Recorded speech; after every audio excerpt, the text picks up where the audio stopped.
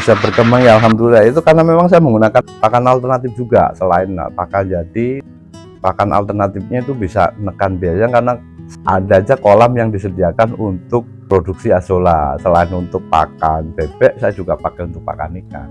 Karena usaha sekarang saya lihat sih kalau semuanya harus pakai pakan pabrikan, waduh ngepres banget itu. Harus ada kreativitas kita lah ya. Pakan alternatif ini bisa menekan juga biaya pakan dan bisa mengurangi jumlah pakan yang harus diberikan dalam bentuk yang pakan jadi. Jadi kalau misalnya bebek 100 ya 13 kilo lah pakan jadi per hari ya. Nanti kalau diselani dengan azolla mungkin paling cuma sekitar 10 kilo.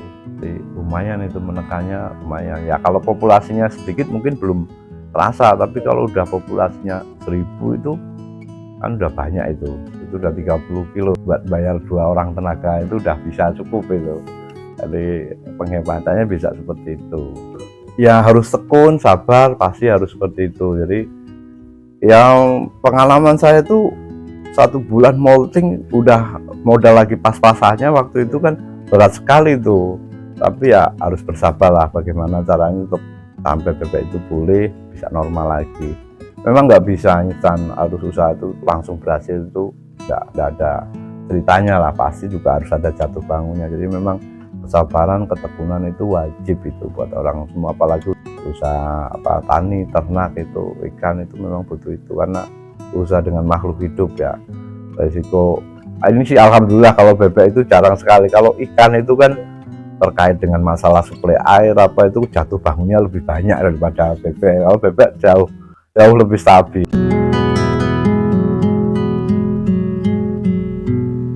Gus Eko Mulyono, tinggal di Kebayasa, RT 1 RW 5, Mandiraja, Banjarnegara, Jawa Tengah. Dari awal dulu karena masih uji coba, masih belajar, saya pakai pakannya. Kalau untuk pakannya itu pakan racikan ya, jadi konsentratnya 144 tambah jagung tambah katul itu. Cuma memang kalau sampai nutrisinya kurang, bebek itu bisa molting, bisa rontok bulu lah. Ini kalau pas rontok bulu ini yang dari hasil praktek saya di lapangan, ini yang bisa menyebabkan kerugian. Karena kalau rontok bulu itu bebeknya nggak mau nelor, sementara pakan tiap hari itu. Makanya saya beralih ke pakan jadi, dan alhamdulillah dengan menggunakan pakan jadi yang sudah diramu, diracik dari pabrik, sudah sesuai dengan takarannya ya. Serontok-rontoknya bulu itu tidak akan rontok semua, sebagian tetap masih bisa nelor, jadi biaya produksinya masih tercover dari hasil jualan telurnya.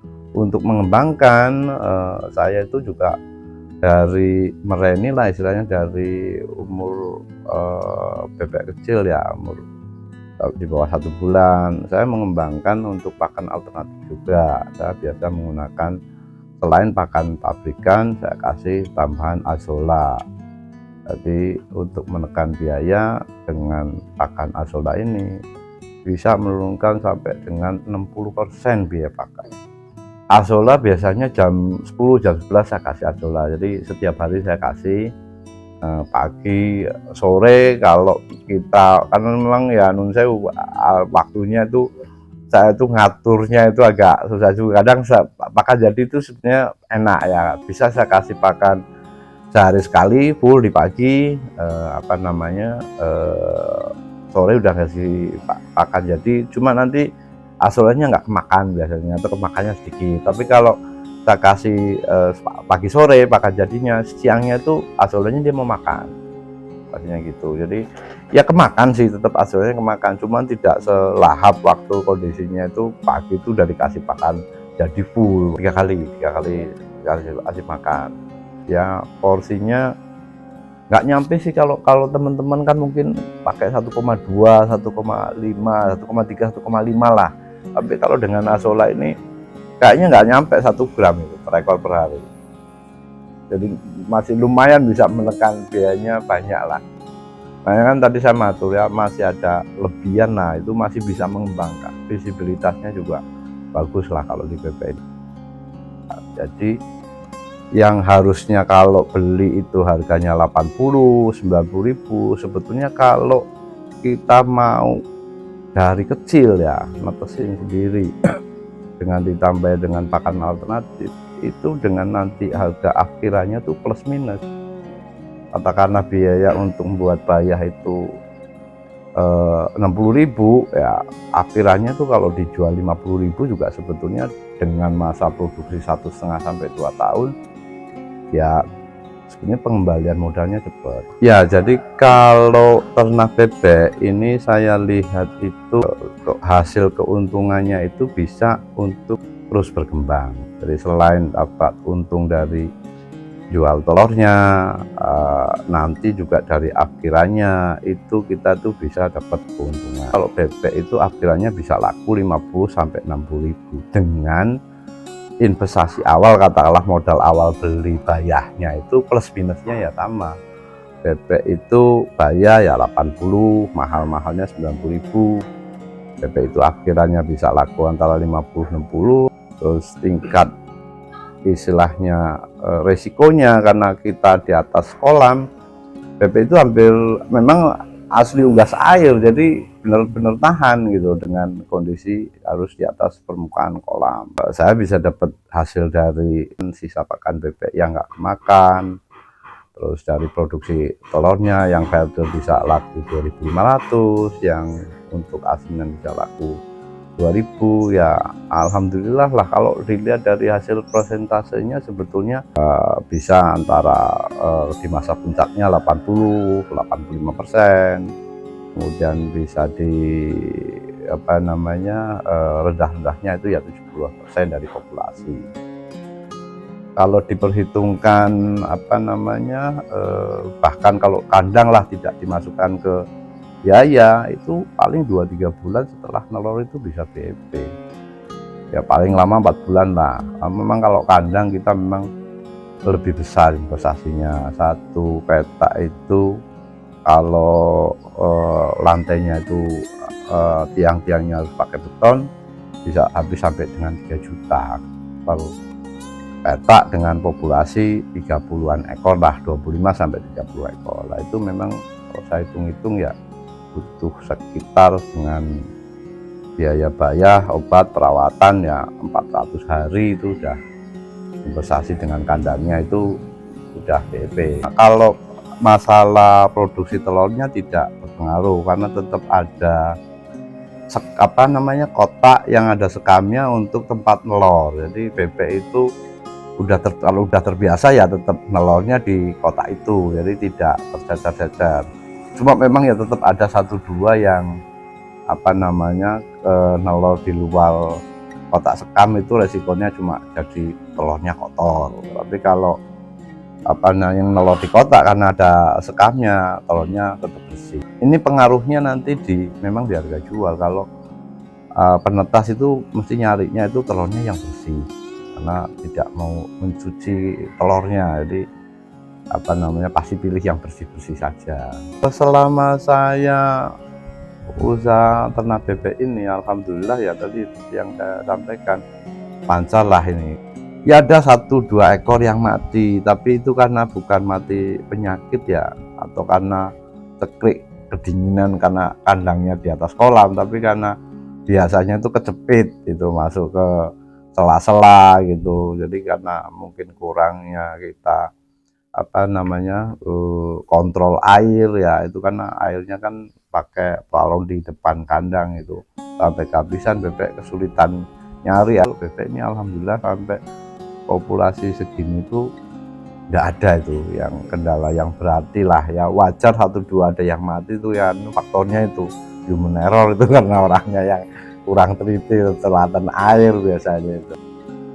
Ya, jadi kalau saya pakai Mojosari ya, kalau istilahnya mungkin orang umum pakai itu jenisnya yang soloan lah itu. Jadi memang produktivitas telurnya itu di atas 250 butir setahun posisinya.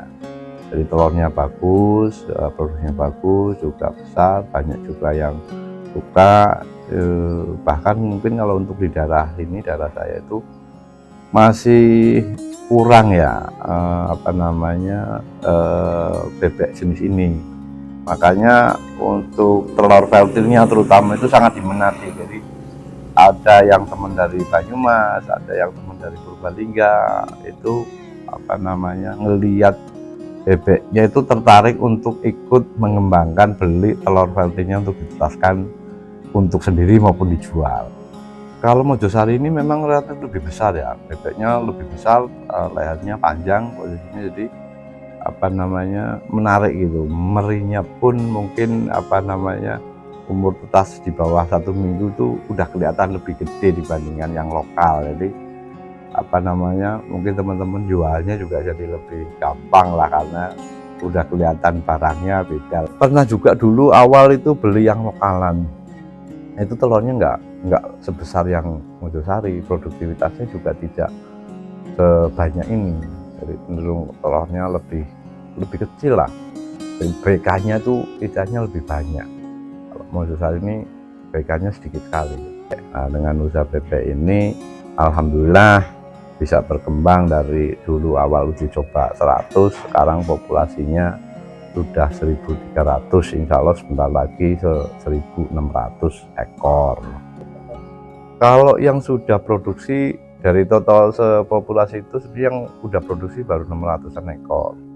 Sekarang ya hari-hari dengan kondisi yang curah hujannya tinggi, kondisi cuacanya juga seperti ini, masih bisa keluar 480, 490. Kalau kemarin pasti banyak panasnya lah, kemarau itu udah 540, 550 hasil produksi telurnya. Ya masih longgar lah kalau buat pakan itu, saat pakan yang produktif, mau yang sudah produktif maupun pakan yang masih untuk pengembangan ya, belum telur ya, masih meri, masih baya, ada yang mulai mau mais, ini kan paling 2,5 kantong sehari, paling banyak 3 kantong lah. Kalau misalnya dibantu dengan asulannya itu cukup, mungkin nggak nyampe 2,5 kantong nggak habis ini pakan. Itu hasilnya ya 1,1, 1,2 dikurangi paling 800-900 ribu lah, masih ada lebihan. Saya inginnya itu usaha kalau bisa itu tidak hanya di satu bidang saja. Kalau bisa buatkan kolam, nanti dari kolam kita bisa ada panen ikan. Sementara nanti tanggulnya atau pematangnya bisa dapat hasil panen apa lah. Makanya diusahakan saya usaha tambahan bebek telur. Alhamdulillah sejauh ini kalau penyakit belum, tapi molting pernah. Molting sebulan dari total populasi itu setiap hari cuma kasih pakan, nggak bisa ada produksi telur. Nah itu sangat berat itu, tapi habis itu belajar pakai pakan jadi alhamdulillah. Ya seandainya ada yang molting, tetap aja ada bagian yang tidak molting, apalagi sekarang dengan populasi yang sudah lebih banyak, posisinya ya terus bergilir terus posisinya. Saya biasanya kasih vitamin, saya pakai turbo, itu 2 hari sekali, dicampur ke pakan sama dicampur ke air minum, kayaknya itu untuk, apalagi dengan kondisi hujan seperti sekarang, jadi harus ada vitamin lah. Kalau untuk sekam itu melihat kondisi, kalau habis hujan ya tetap harus saat itu juga harinya ini dikasih sekam, karena tetap kemudian tempat kotaknya itu basah, bebek cenderungnya nggak mau nelor, nggak nyaman lah untuk nelor. Jadi tetap kalau nggak hujan ya masih kering ya belum ada penyiraman sekam. Kalau kandang pakai sistem geladak di atas kolam, karena kotoran itu langsung turun ke bawah, itu ya relatif lebih ngirit tenaga sih. Kecuali kalau yang kandangnya di atas tanah itu ya itu tetap harus sekam, jangan sampai telat lah. Kalau untuk pemula pakan jadi 511 lah terutama, itu jangan sampai telat lah. Pakan awal starter yang bagus, karena itu untuk pertumbuhan tulang, badan, terus pembentukan kantung telur mungkin ya posisinya itu. Pengalaman saya itu yang awal-awal itu tidak pakai pakan starter yang bagus, nelor kecilnya lama. Kalau yang starternya bagus, paling 1 bulan lah, nggak nyampe mungkin kalau pakai pakan jadi itu telurnya sempat gede, telur bayahnya maksudnya. Kalau yang pakan jadinya kurang ya di awal produksi, nanti telur kecilnya tuh bisa lebih dari 1 bulan. Produksinya juga kurang. Ini yang sekarang ini kan sebetulnya kalau ngelihat umur harusnya di bulan November kemarin itu sudah akhir, tapi alhamdulillah dengan pakan jadi ini terus perawatannya juga bagus, masih 70 sampai 8 ya di atas 70% lah. Kalau menurut teori sih harusnya kan sekitaran 2 tahun ya, tapi saya pikir sih relatif. Maksudnya kalau memang kita perawatannya bagus ya umur produksinya bisa lebih panjang posisinya. Ya nyatanya saya juga harusnya November kemarin sudah masuk asa April, saya bisa masih produksi telur vertil per butirnya laku 2.500 ya masih masuk bagus itu. Dari beli bayar kan paling enggak harganya 85.000 yang jelas pastinya itu. Kemudian pakan kalau sebulan panen baru nelor ya paling enggak diperhitungkan apa namanya untuk pakan sampai panen 1,3 lah kalau tidak pakai alternatif. Tapi kalau saya sarankan tetap pakai pakan alternatif karena itu pasti akan menghemat sekali biaya. Ya, jadi kalau bebek ini karena kita udah ketemu caranya, ketemu siklusnya, perhitungannya juga sudah kita kuasai lah istilahnya. Tetap itu nanti kalau sebulan kita nambah 200 itu sebetulnya bisa dengan kita menutaskan sendiri. Jadi dari produksi yang sekarang sudah ada, sebagian keuntungan itu kita bisa ambil, tapi sebagian untuk pengembangan. Toh pun kalau kayak bebek itu harga akhirannya kalau kita produksi dari meri nggak beda jauh dengan harga akhirannya. Jadi ketika dia udah harus akhir laku 50.000, kalau biaya untuk sampai produksi itu cuma 60.000, kan sebetulnya kalau di akhir buat produksi lagi itu masih nutut gitu loh, biayanya nggak, selisihnya nggak akan banyak. Kalau cuma 10.000 200 ekor itu 2 juta, itu kan untuk periode 2 tahun kan sangat kecil. Boleh kita bareng-bareng, kalau saya itu terbuka saja kalau mau belajar. Saya juga masih butuh banyak belajar, kita sharing, kita bisa berbagi pengalaman yang ada di tempat saya lah istilahnya, khususnya bebek juga atau ikan juga enggak masalah posisinya itu. Yang jelas apalagi ini untuk generasi muda yang akan datang ya, posisinya itu harus usaha, harus mandiri, tidak harus bekerja kepada orang, tapi kalau bisa kreatif apa namanya mengembangkan usaha sendiri. Nyari itu kalau dapat, kalau nggak dapat itu repot. Jadi harus kita sendiri yang aktif berusaha, berwirausaha, supaya itu kita tidak harus nyari, tapi kita harus bisa menciptakan.